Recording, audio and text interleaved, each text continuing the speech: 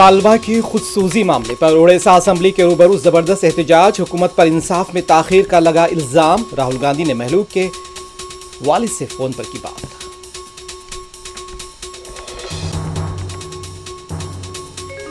रूस से कारोबार पर 100% टैरिफ लगाया जाएगा। नाटो सरबराह की हिंदुस्तान, चीन और ब्राजील को धमकी।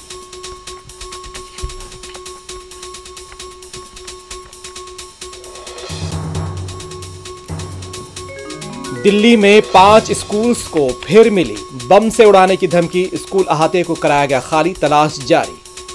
गुज़िश्ता 3 दिनों में 10 स्कूल और एक कॉलेज को मिली थी बम से उड़ाने की धमकी।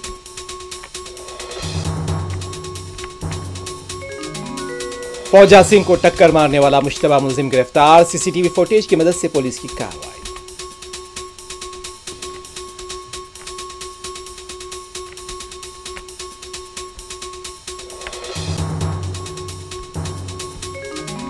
रामचंद्रपुरम में गांजा फरोख्त करने वाला मुश्तबा शख्स गिरफ्तार। 8 किलो गांजा जब्त। हैदराबाद के मुगलपुरा और जगतगिरी गुट्टा में आग वाकया, कोई जख्मी नहीं।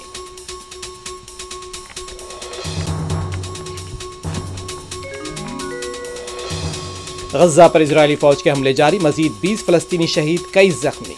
इमदाद लेने वाले 79 फलस्तीनियों पर फायरिंग।